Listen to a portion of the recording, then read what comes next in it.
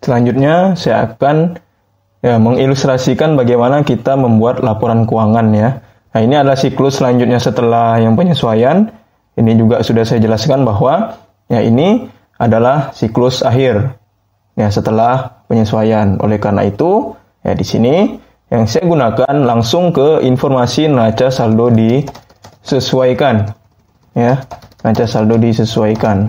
Nah, bukan ya jurnal penyesuaian sama jurnal ya neraca saldo itu sudah saya bahas di video yang lalu. Jadi di sini saya fokus ke laporan keuangan saja.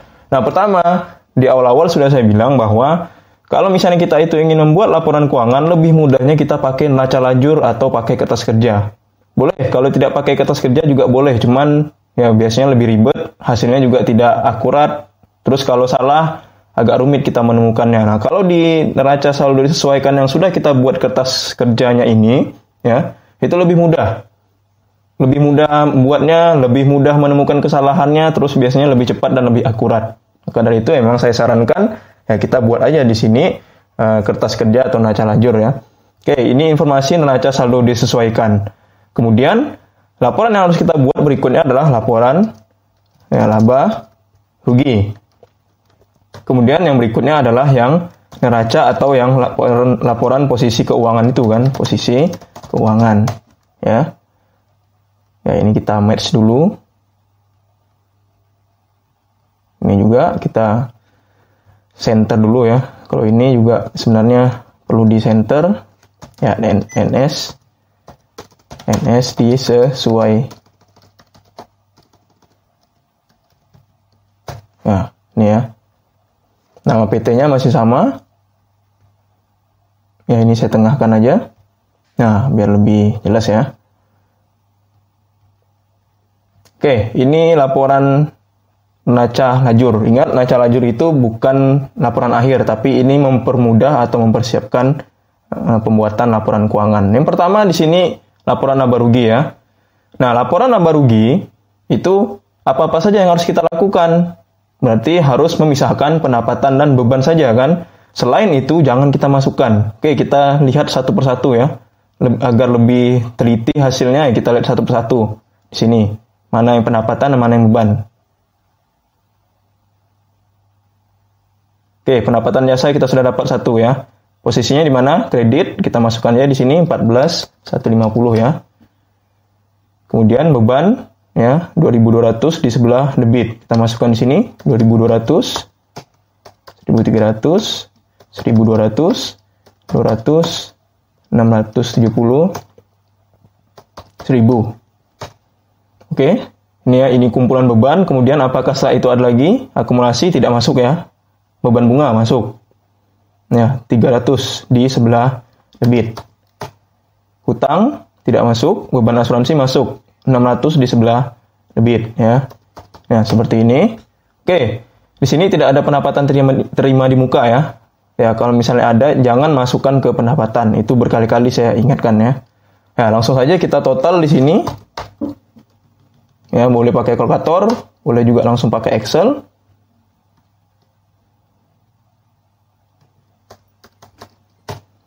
Nah, selisihnya kita cari. Oke, ya kemudian dijumlahkan kembali ya.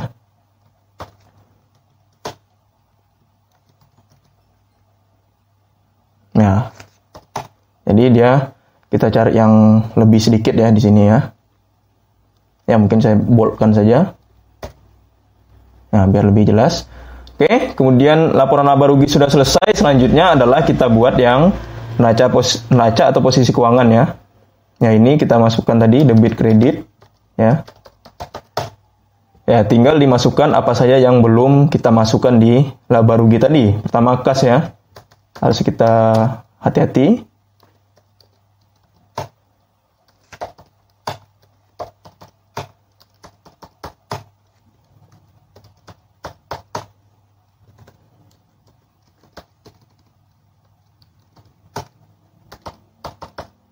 Oke ya, tarikan ya. Ingat, pendapatan jangan dimasukkan lagi karena kita masukkan yang belum dimasukkan di laba rugi. Jadi ya bisa dibilang sisa-sisanya saja kan. Memang harus hati-hati ya. Di sini Oke, ini akumulasi penyusutannya. Di sebelah kredit. 300 nya ada di laba rugi, kemudian hutang bunga di sebelah kredit. Oke, beban asuransi tidak masuk ya.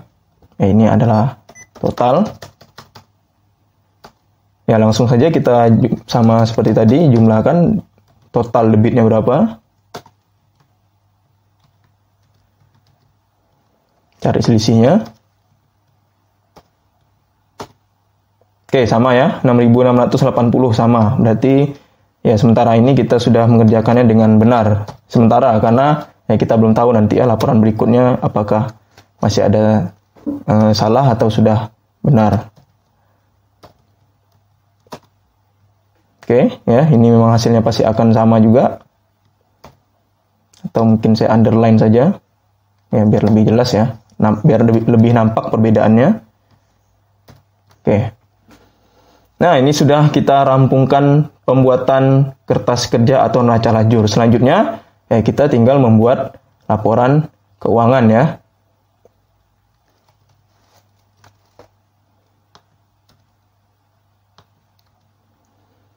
Nah, yang paling pertama tadi saya bilang bahwa kita harus membuat laporan laba rugi dulu. Pertama, kalau kita ingin membuat laporan, jangan sampai melupakan salah satu kaidahnya. Salah satu kaidahnya itu pertama, kita harus nama PT-nya ya. Tadi PT-nya ada CV Halid. Kemudian laporan apa yang ingin kita susun? Oh, laporan laba rugi dulu kan. Dan memang pasti akan laba rugi dulu, tidak mungkin laporan yang lain ya. Tidak mungkin. Pasti laba rugi dulu. Kalau misalnya buat neraca dulu, laba rugi tidak ada, itu salah ya. Jadi pertama kita harus buat laporan laba rugi dulu, kemudian ini 31 Maret ya, berarti periode Maret. Langsung saja periode Maret ya. Nah, membuat laba rugi itu ada juga saya sampaikan bahwa ya tinggal kita salin ulang saja kan apa yang ada di laporan ini. Nah, itulah lebih mudahnya laporan laba rugi itu tinggal disalin ulang aja gitu. Jadi kalau misalnya masih salah pun ada keterlaluan ya. Nah, makanya di sini ya tinggal disalin ulang saja. Pertama, kita lihat dulu pos pendapatan. Ya, pendapatan. Ya, mungkin ini terlalu jauh ya. Ya, di sini aja. Ya, ini kurang rapi ya. Nanti ya dibuat lebih rapi.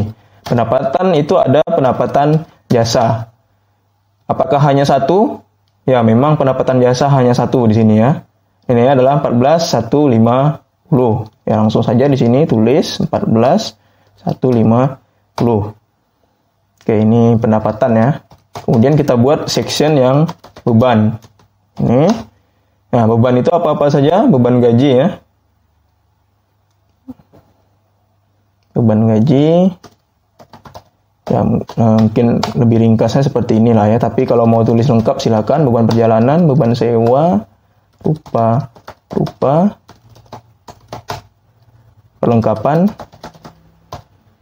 kemudian beban penyusutan ya, beban penyusutan, akumulasi tidak masuk, bunga, hutang bunga tidak masuk, beban asuransi itu masuk ya. Oke, langsung saja kita masukkan angka-angkanya sini ya.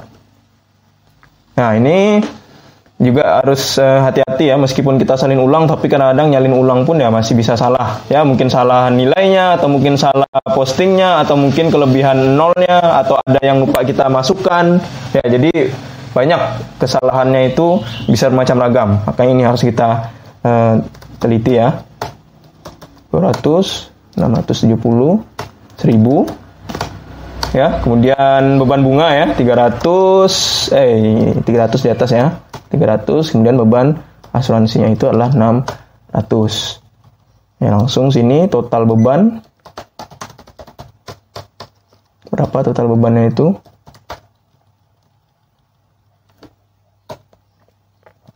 Laba atau rugi. Ya, dikurang saja. Oke. Karena di sini nilainya itu pendapatan lebih besar daripada beban, berarti dia masih laba ya. Ya, ini total laba. Nah, ini saya buat dirapikan ya.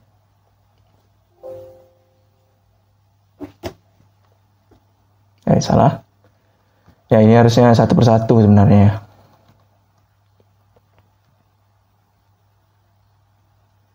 Ya, seperti ini.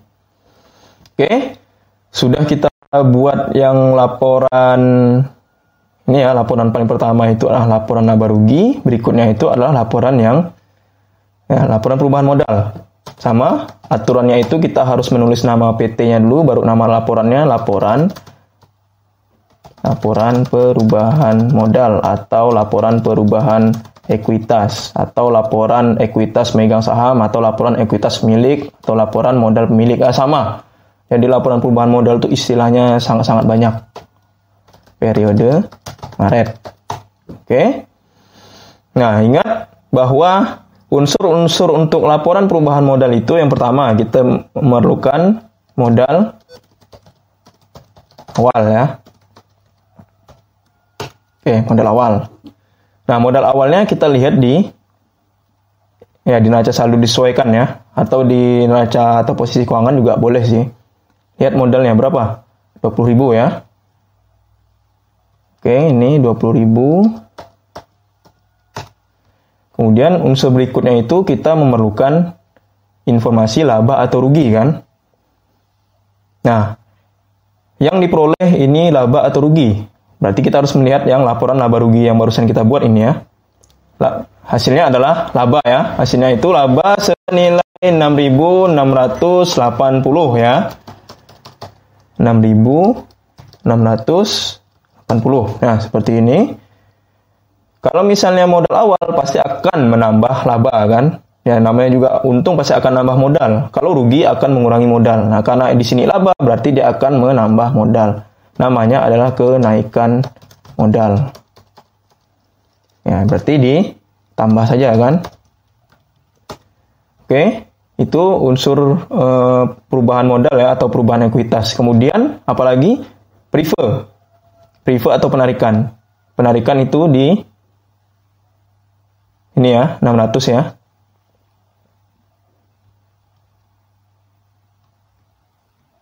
Oke. Prive dikurangi sama prive. Nah, kalau ini tidak ada prive itu ditambah, pasti prive itu akan dikurangi. Tidak ada, itu ditambah tidak pernah, apalagi tidak diapa-apakan, kecuali nilai prive-nya itu adalah 0. Tapi kalau misalnya nilai prive-nya ada, ya pasti harus dikurangi. Nah, beda ya dengan laba ya. Kalau laba pasti akan ditambah, kalau rugi pasti akan dikurang. Kalau prive pasti akan dikurangi. Tidak ada ditambah. Oke, nilai prive tadi nilainya itu 600 ya. Berarti perubahan atau modal akhir ya. Namanya itu adalah langsung saja 26.000 tadi kita kurangkan dengan yang 600. Ya, inilah modal akhir. Nah, ini mungkin saya kasih garis saja ya biar nanti kelihatan. Nah, ini maksudnya adalah ditambah. Oke, ini dikurang. Ya, biar lebih jelas saja gitu. Oke, ini sudah kita buat ya. Sudah kita buat laporan perubahan ekuitas atau laporan perubahan modal atau laporan perubahan modal pemilik. Ya, sama lah ya. Baru yang terakhir kita membuat laporan neraca. Nah, laporan neraca ini ya kadang-kadang juga beberapa orang itu merasa kesulitan ya, tapi sebenarnya ya tidak serumit itu. Ingat bahwa laporan neraca atau laporan posisi keuangan pertama ya, jangan masukkan ya modal awal, tapi gunakan modal akhir. Kemudian jangan masukkan pendapatan, jangan masukkan beban ya, jangan masukkan beban, jangan masukkan yang laba, jangan masukkan prive, akumulasi dikurangi asetnya. Oke ya, jadi modal awal jangan digunakan tapi pakai yang modal akhir, pendapatan jangan masukkan, beban jangan masukkan, laba jangan masukkan, prive jangan masukkan, akumulasi dikurangi asetnya. Kenapa ini tidak dimasukkan? Karena sudah terakumulasi di laporan yang kita buat ini kan, sehingga kalau sudah terakumulasi di sini ya tidak perlu lagi kita masukkan lagi nilainya kan. Kalau dimasukkan juga pasti akan salah, ya. Oke, langsung saja kita salin ya beberapa informasi yang ada di kertas kerja tadi. Tapi ya tidak semuanya. Nah, ini syarat-syaratnya. CV Halid, laporan posisi keuangan periode Maret. Pertama itu adalah agak sulit ya. Kalau seperti ini mungkin saya belah jadi seperti ini saja. Oke, pertama kas ya. Kas. Kemudian piutang usaha. Perlengkapan. Asuransi bayar di muka. Peralatan. Nah, ini juga salah satu ini ya, langkah ya, bahwa kalau misalnya kita itu ingin membuat aktiva atau pasiva itu, ya yang debit itu biasanya aktiva semua. Kalau yang kredit itu biasanya di pasiva semua. Nah, jadi kalau misalnya yang di sini debit, ya total debit ini ya kita masukkan ke sebelah aktiva atau yang sebelah kiri saja. Sehingga wesel bayar itu tidak saya masukkan, karena dia sudah masuk ke sebelah kredit atau masuk ke sebelah kanan atau pasiva. Hutang juga tidak kita masukkan. Modal, ingat ini karena modal awal tidak dipakai. Ya, saya sudah tulis di sini. Modal awal tidak digunakan ya, modal awal tidak digunakan dipakai. Ya, tidak dipakai. Tidak dipakai tapi gunakan modal akhir. Oke, modal awal tidak kita pakai, kemudian penarikan. Ingat penarikan atau prefer itu tidak digunakan juga kan? Ya, prefer atau penarikan tidak digunakan. Pendapatan jasa tidak kita pakai lagi, sama beban tidak kita pakai. Ya, semua beban. Kemudian apa lagi? Oh, akumulasi penyusutan. Nah, akumulasi penyusutan ini kan berada di sebelah kredit kan, ini kan? Ya, berada di sebelah kredit. Nah, itu ya berada di sebelah kredit. Tapi ingat, saya sudah bilang akumulasi dikurangi asetnya. Akumulasi itu pasti akan mengurangi peralatan atau mengurangi gedung, mengurangi kendaraan. Karena di sini aset tetapnya tidak ada selain peralatan, ya udah kita pakai peralatan aja. Bagaimana kalau misalnya akumulasinya itu ternyata ada dua? Biasanya pasti akan diberikan nama. Akumulasi penyusutan untuk peralatan, akumulasi untuk gedung, akumulasi untuk kendaraan. Nah, karena di sini cuma satu, makanya saya cuma berikan nama akumulasi penyusutan saja, sengaja. Karena itu tadi kan asetnya hanya satu. Tapi kalau aset tetapnya itu lebih dari satu, itu mau tidak mau harus kita tulis namanya di sini apa. Boleh kalau misalnya kalian mau menulisnya juga ya di sini ya. Peralatan. Boleh. Kalau tidak ditulis juga tidak apa-apa. Selama asetnya hanya satu. Oke, saya tulis saja di sini kurang akumulasi penyusutan ya.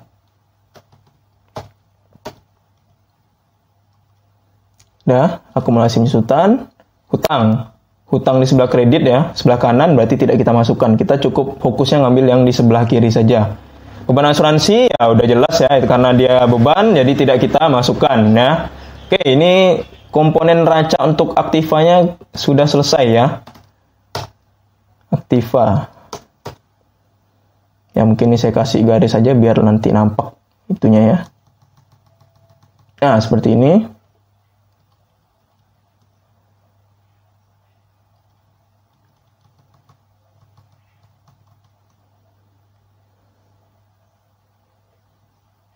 Ya. Oke. Ya, langsung saja masukkan nilai yang tadi ya. Kas itu nilainya adalah berapa tadi? 11.400. Piutang 6.150. Perlengkapan 380. Asuransi bayar di muka 1.800. Peralatan 30.000. Saya tulis di sini aja lah ya. Karena dia ada mengurangi. Kalau kalian tidak tulis di sebelah ya sejajar dengan ini juga tidak masalah sih. Ya, cuman ini saya lebih memudahkan aja. Karena dia akan dikurangi dengan akumulasi kan. Akumulasi berapa nilainya itu adalah 1.000 ya. Oke. Langsung saja dikurangi 30 kurangkan dengan ya 29.000. Nilai peralatan bersihnya ya. Itu nilai peralatan bersih. Oke, itu ya kita tinggal total saja ya. Total aktiva atau total aset. Langsung saja kita jumlahkan di sini.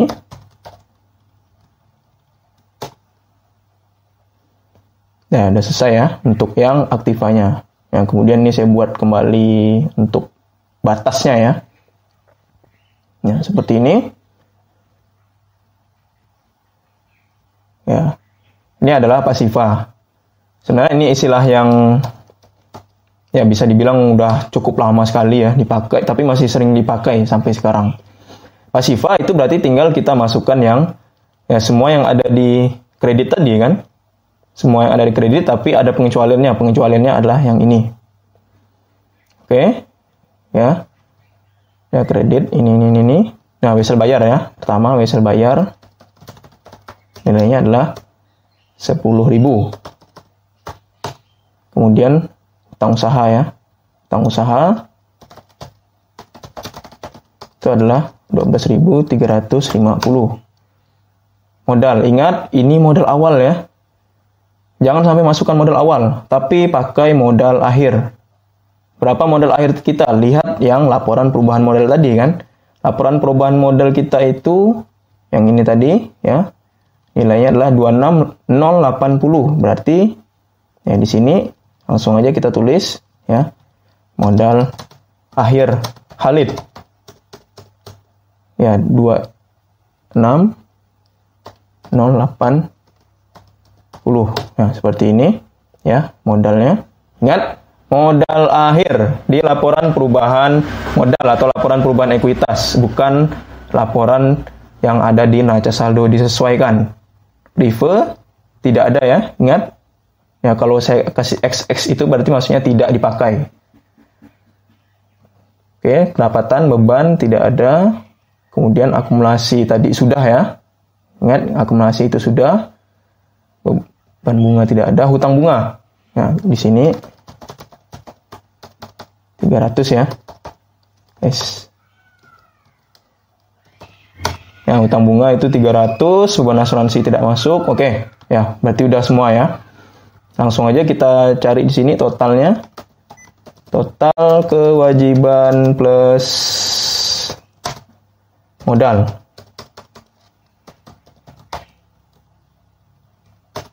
Oke, jadi nilainya sama ya. Nah, nilainya itu adalah sama ya, 48,730. Dan pasti sama. Kalau misalnya itu ada yang tidak sama, berarti ada kesalahan. Ya, bisa kesalahannya tadi saya bilang ya, bisa macam-macam. Bisa salah posting, bisa salah nulis angka debit kreditnya, atau mungkin ada yang lupa kita masukkan. Nah, makanya kalau misalnya ingin menyusun laporan untuk neraca ini, ya di awal saya sudah bilang bahwa ya kita gunakan informasi yang ada di ini ya, neraca ini. Bukan, ingat ya, bukan neraca saldo disesuaikan, tapi yang neraca di sini. Tapi ya kita lihat di sini ya. Debit itu berarti yang sebelah aktifanya. Kredit itu berarti yang sebelah pasifanya. Kemudian perhatikan ini ya.